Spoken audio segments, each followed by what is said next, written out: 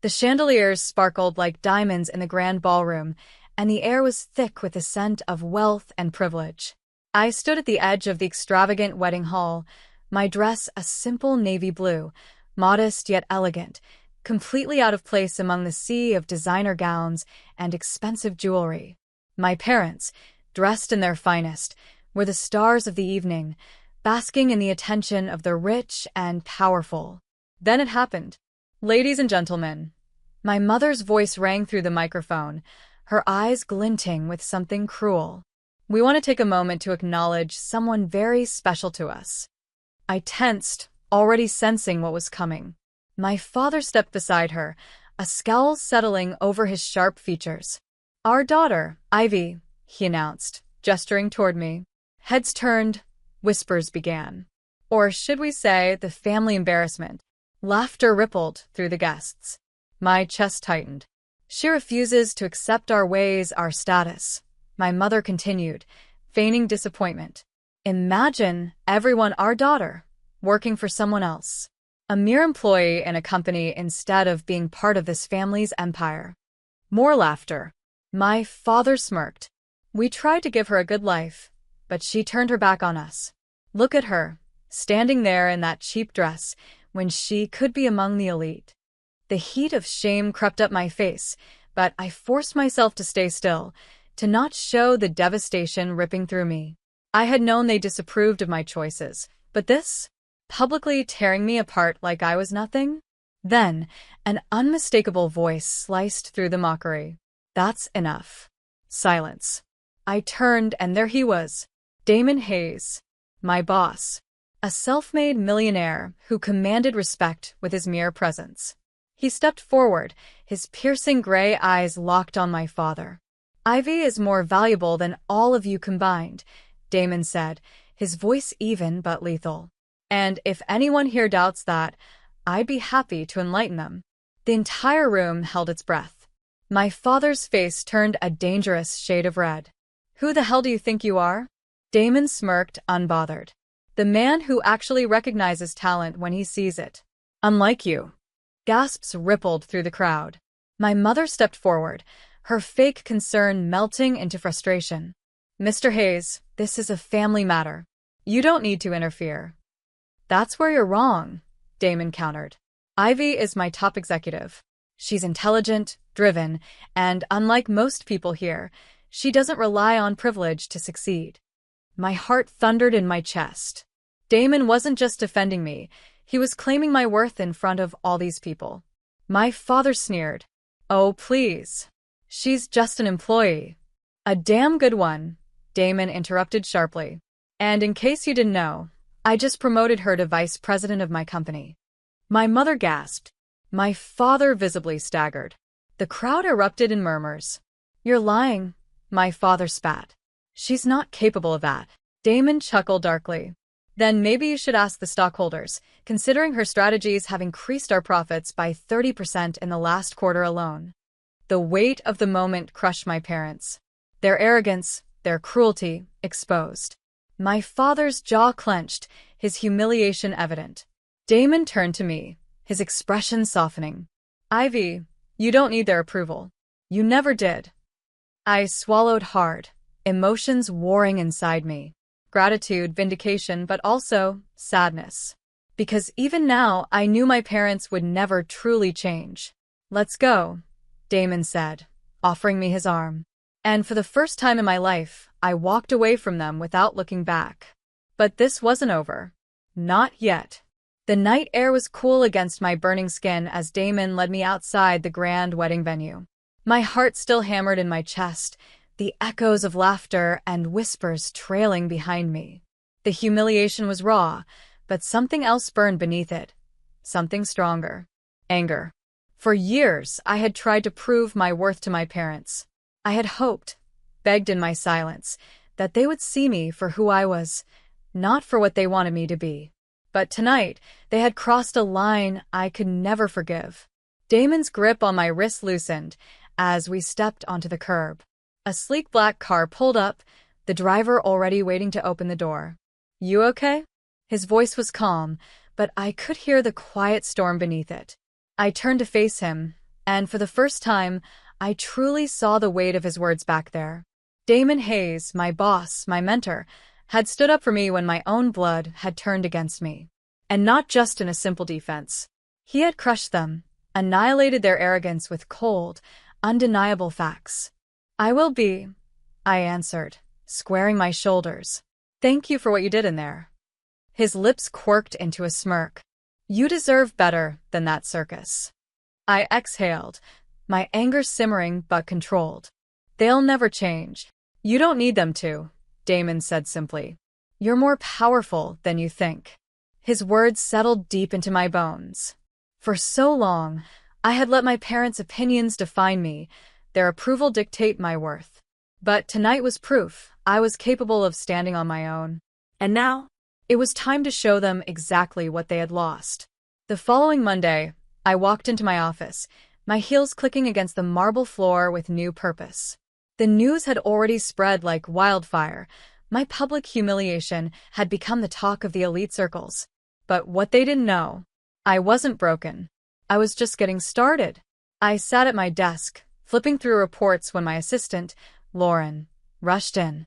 You need to see this, she said breathlessly, handing me a tablet. I took it and froze. A headline blazed across the screen. Wealthy businessman disowns daughter at wedding, but her boss leaves everyone speechless. I scrolled through the article. It detailed everything. My parents' public disgrace, my position in Damon's company, and how their cruel stunt had backfired spectacularly. The comments were brutal. What kind of parents humiliate their own daughter for working hard? She's better off without them. Damon Hayes really said, hold my champagne and destroy them. A slow smirk tugged at my lips. It was satisfying, but I wasn't about to let this be the only victory. I picked up my phone and dialed.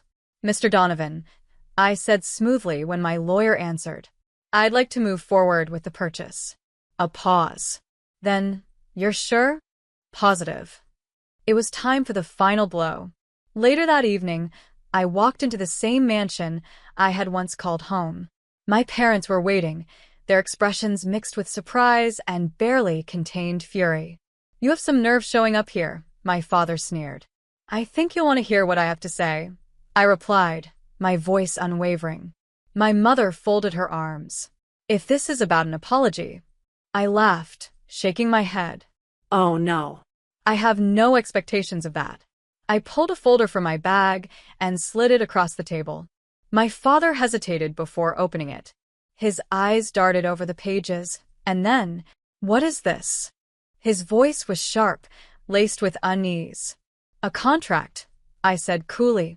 For this house. Silence. My mother's face paled. You're lying. I leaned back. You see, while you were too busy playing the role of social elites, your finances were crumbling. Your company is on the verge of bankruptcy. And this mansion? It was up for grabs. So I bought it. My father's hand clenched into a fist, his face a shade of red I had never seen before. You. I own this house now. I cut him off, my voice as sharp as a blade. And you have a week to vacate. The power shift was so sudden, so absolute, that for the first time, my parents looked small, defeated. My mother shook her head in disbelief. You would do this to your own parents? You did it to yourself, I said coldly. When you decided I was never enough for you. Damon had been right. I didn't need them. A week later, as I stood outside my new home, their former home, I expected to feel nothing but satisfaction. And I did. But I also felt something unexpected. Peace. I had spent so long trying to gain my parents' approval, to make them proud. But in the end, I had found my own worth, and I was thriving despite them. As I turned, I saw Damon leaning against his car, watching me with an amused expression. That was brutal, he commented. They had it coming, I said simply. A pause. Then, do you regret it? I thought about it for a moment before shaking my head. No. Because for the first time in my life, I finally feel free. Damon nodded, and as the sun dipped below the horizon, I knew one thing for certain. I wasn't just surviving. I was winning. The mansion was eerily quiet now. No laughter from my mother's high society parties. No arrogant footsteps of my father parading through the halls. Just silence. And yet, as I stood in the grand foyer, the place where I had once felt invisible, I realized something. Winning felt good, but it didn't erase the scars. I exhaled slowly, placing my hand on the marble staircase railing. The memories of my childhood, of always being pushed aside, of never being good enough, still clung to these walls like shadows. Damon had warned me. Power doesn't heal wounds, Ivy. Only you can do that. But maybe. I wasn't ready to heal just yet. Just as I was about to leave, my phone buzzed. Unknown number. I debated ignoring it, but something in my gut told me to answer. Hello. A sharp inhale. Then a voice I hadn't expected. Ivy. My mother. I nearly hung up. Nearly threw the phone across the room. But curiosity, and something deeper, kept me frozen. You win, she whispered. The words should have felt satisfying, but instead, they felt empty. She exhaled shakily. Your father is breaking down. Everything he built, gone. We don't have anywhere to go. I closed my eyes, gripping the phone tighter. She was playing the victim now. Why are you calling me? I asked, my voice colder than I expected. A pause. Then a confession I never saw coming. Because I don't know what to do without you. For the first time in my life, my mother's voice lacked its usual sharpness. She sounded lost, like she knew, deep down, they had done this to themselves. I swallowed hard, my throat thick with conflicting emotions. I had dreamed of this moment, of seeing them crumble. But now that it was happening, it didn't bring me joy, because I was nothing like them. The next morning, I found myself pacing in my office. Damon leaned against my desk, watching me with that unreadable expression of his. You're thinking about helping them, he guessed. I ran a hand through my hair. I don't know. He tilted his head slightly. Ivy, they humiliated you in front of hundreds of people. They would have let you drown if the roles were reversed. I let out a humorless chuckle. Oh, I know. And, believe me, part of me wants to leave them exactly where they are. Damon studied me for a moment before sighing. But if I let them suffer without at least giving them a choice to change, then I become them. I met his gaze. And I refuse to be like them. Damon smirked. You really are something else, Ivy. I rolled my eyes. So, I've been told.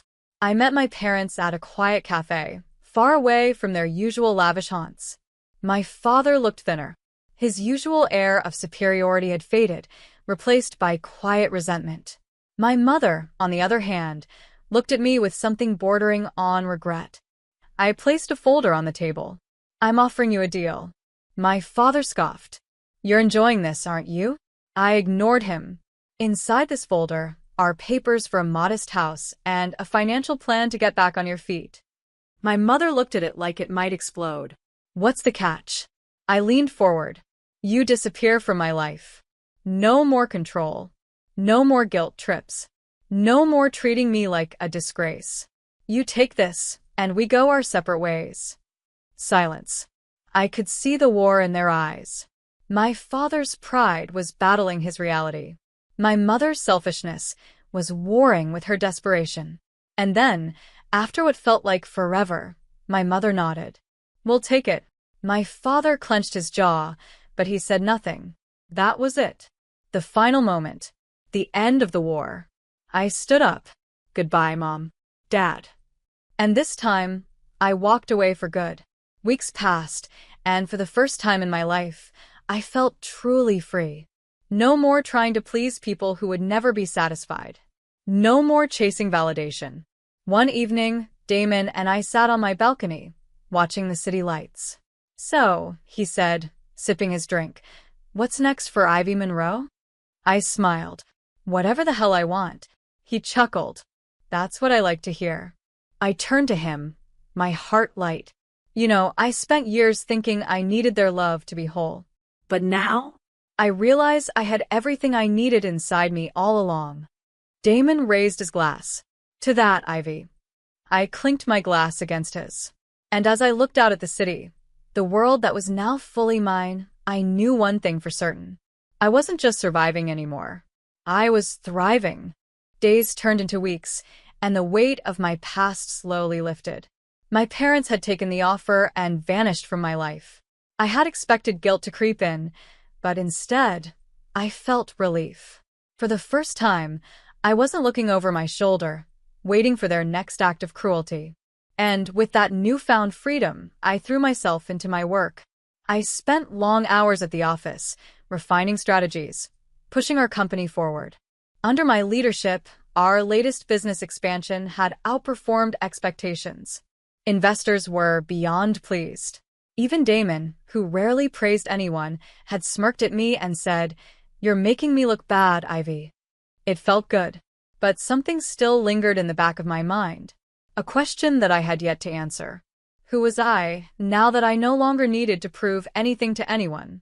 One evening, I left the office late, deciding to walk instead of taking my car. I needed air, time to clear my mind. That's when I saw her. A woman, shivering on a bench near a convenience store, clutching a worn-out coat around her shoulders. She looked exhausted, defeated, like life had been relentless in breaking her down. Something about her reminded me of myself. I hesitated for only a moment before walking up to her. "Are you okay?" I asked softly. Her wary eyes met mine. "I'm fine," she lied. I knew that look. Pride mixed with desperation. Wordlessly, I pulled out my wallet and handed her a few $100 bills. "Get a warm meal. A place to stay." She looked at the money, then back at me. "Why?" I smiled. "Because sometimes people just need a little help." Tears welled up in her eyes as she took the money with shaking hands. "Thank you." As I walked away, I realized something. This, helping people, lifting others up instead of tearing them down, was who I was meant to be. Not the daughter of arrogant socialites. Not just an employee in a company, but someone who made a difference. The next morning, I walked into Damon's office with an idea burning in my mind. "We need to start a foundation," I said, dropping a file onto his desk. He raised an eyebrow. "A foundation?" "To help people who are trying to rebuild their lives," I explained. "People who don't have rich parents to fall back on. People who just need one opportunity to change everything." Damon leaned back in his chair, studying me. "You really are something else, Ivy." I smirked. "So I've been told." He chuckled, flipping through the proposal. Then, after a moment, he nodded. "Let's do it." Just like that, I had taken another step toward becoming someone I was proud of. One evening, as I was leaving work, my phone rang. I glanced at the screen. My mother. I let it ring. I had no interest in reopening that door, but something in my gut told me to pick up. I sighed and answered. "Hello." There was silence on the other end. Then a quiet, hesitant voice. "I just wanted to say that I saw what you did." I frowned. "What are you talking about?" "The foundation. Helping people. It's all over the news." I stayed silent. For the first time, there was no cruelty in her voice. No condescension. Just something I had never heard from her before. Respect. "I don't expect you to forgive us," she said. "But I needed you to know. I'm proud of you." A lump formed in my throat. For years, I had craved those words. But now, I didn't need them. Still, I let them sit between us, a fragile bridge where there had once been nothing but wreckage. After a pause, I spoke. "Goodbye, Mom." And this time, there was no anger. No bitterness. Just peace. Months passed, and the foundation took off faster than I could have imagined. We helped hundreds of people get back on their feet, job training, housing assistance, financial guidance. One afternoon, as I was finalizing reports in my office, Damon walked in, leaning against my desk like he always did. "You've built something incredible," he said. I smiled. "It's just the beginning." He smirked. "So, what's next for Ivy Monroe?" I leaned back in my chair, feeling lighter than I had in years. Whatever the hell I want. And for the first time, I knew exactly who I was. Not my parents' failure. Not a disgrace. But a woman who had built her own empire from the ashes of their expectations. And that was the greatest victory of all.